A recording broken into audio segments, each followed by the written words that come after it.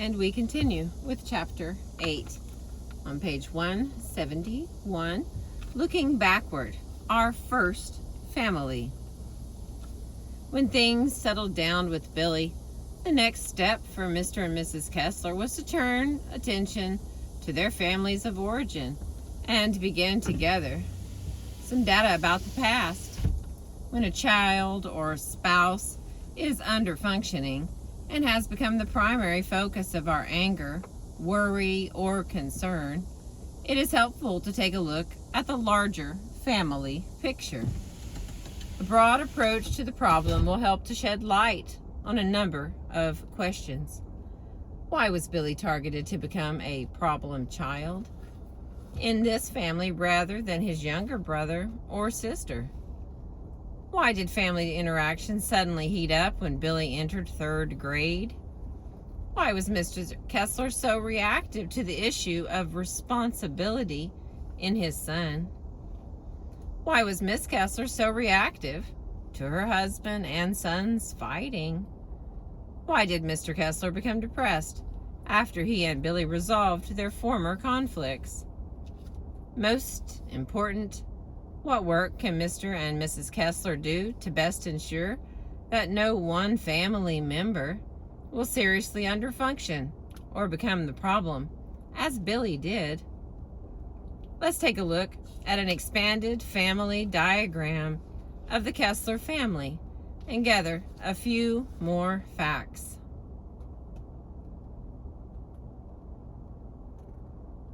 If you are feeling ambitious, you may want to draw a diagram of your own family, including, if you can, at least 3 generations. The diagram of the Kessler family on the following page is incomplete in order to keep it uncluttered. Lost my place.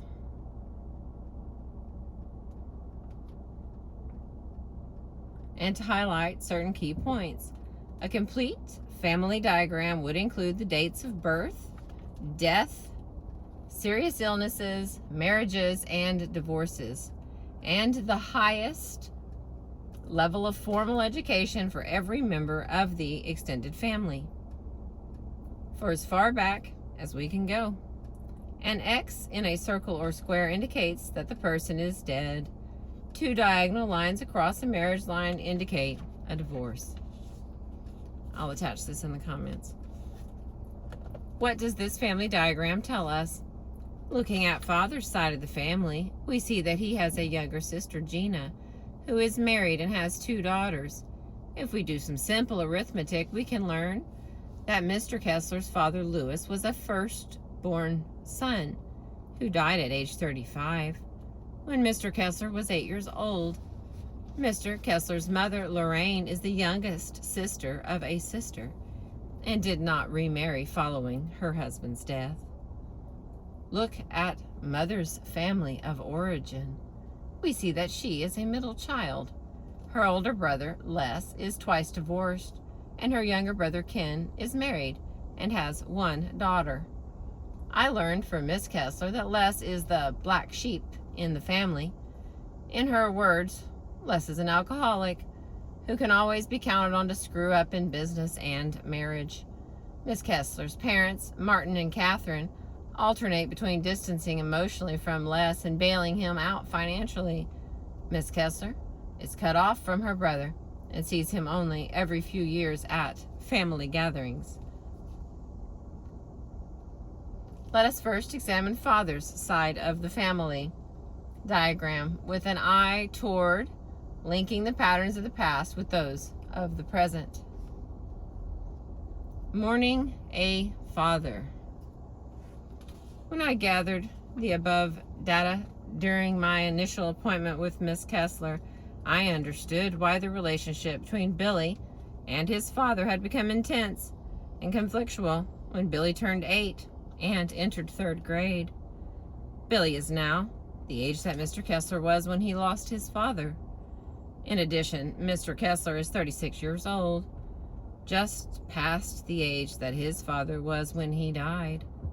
It is predictable that Mr. Kessler would have an anniversary reaction at this time and experience a reactivation of buried emotions that surrounded the loss of his dad. Mr. Kessler did not directly mourn his dad or consciously experience the associated feelings of anger, anxiety, and loss as this anniversary date arrived. Instead, as is typical, he focused his emotional energy on a third party, his son, and became very reactive to any sign of trouble in Billy. It is the intensity of our reactions towards another person's problem that ensures not only the escalation, but also the continuation of the problem itself.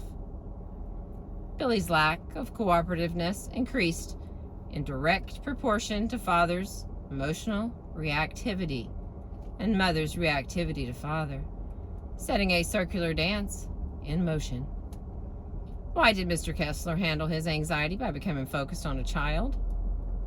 This is a common way for mothers to manage emotional intensity and stress, as our social education actually fosters this child focus. But men are not immune from this triangle. Other triangular patterns might also have arisen. Mr. Kessler, for example, might have had an affair or left his wife at the time of this anniversary reaction. He might have distanced from her by becoming increasingly work-focused, which is a typical male pattern of managing anxiety. He himself might have underfunctioned and developed a new physical or emotional problem. He might have constantly found fault with his wife, leaving his children free from his emotional focus. We all handle stress in one or more of the above ways, and ideally, in more than one way. If the only way a family handles stress is to focus on a problem child, the outcome will be a severely troubled child. If the only way a family handles stress is through marital fighting, the outcome will be a severely troubled marriage. Why Billy? Father and Billy share the same sibling position as firstborn males. Father is thus more likely to identify with Billy than with his other children, to confuse Billy with himself, and to have more intense reactions to the strengths and weaknesses he perceives in his firstborn son. Predictably, this might be the most problematic or intense relationship for Mr. Kessler, and the intensity would increase at a time of high stress. The fact that Mr. Kessler's own father was also a firstborn further magnifies the emotional charge of Mr. Kessler's relationship with Billy. Birth order is an enormously important factor in determining how our parents perceive and label us, how we do likewise with our own children. Be responsible, son. Nothing pushed Mr. Kessler's buttons more than seeing Billy behave in a way that was not competent and responsible. Why? The family diagram alone provides some good clues. At age 8, Mr. Kessler lost his father and was left with his mother, Lorraine, who was the younger sister of a sister. What is known about the typical characteristics of a younger sister of a sister? As parents, often they are not comfortable taking charge, assuming a position of authority, and taking the initiative to do what has to be done. As a firstborn child and son, Mr. Kessler might have exercised his typical characteristics of responsibility and leadership at a very early age, perhaps trying to fill his father's shoes and help his widowed mother out. When I met with Mr. Kessler, my speculations were confirmed. He had been a little man at an early age, and his own need to be a kid who could goof up and let others care for him was buried under a lifetime of overfunctioning and worrying about other family members. He was quick to react to the first sign of irresponsibility in Billy because Mr. Kessler was so responsible as a child. that he never really had much of a childhood. As he was later able to say to me, I think I got so hot under the collar when I see Billy goofing off to have fun because I'm a little jealous. After my father died, I stopped being a kid, became a worrier, long before I was really ready. My problem is that I feel too responsible for things. I have a problem.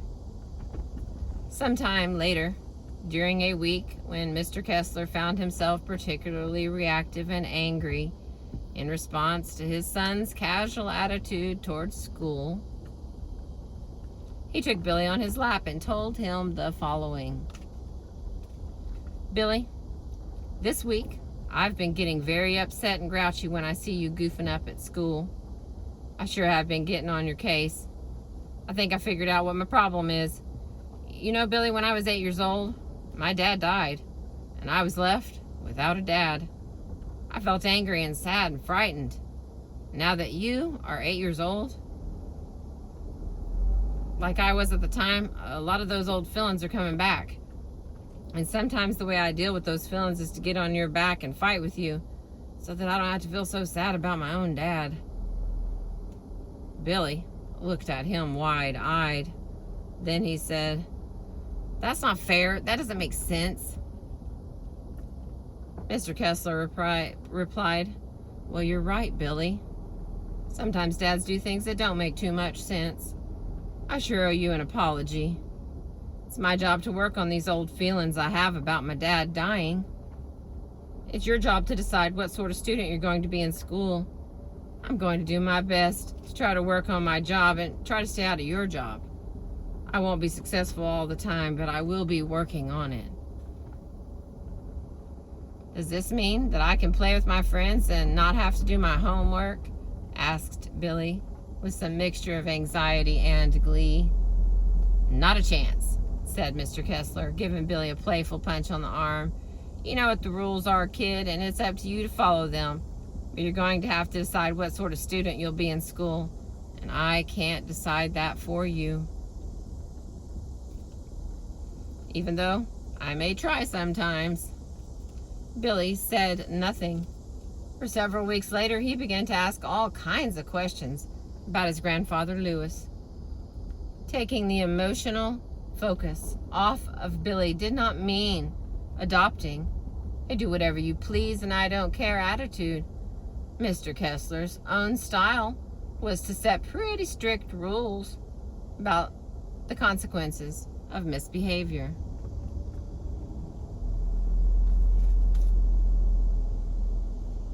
The degree of strictness or permissiveness will vary from family to family and is not of itself a problem.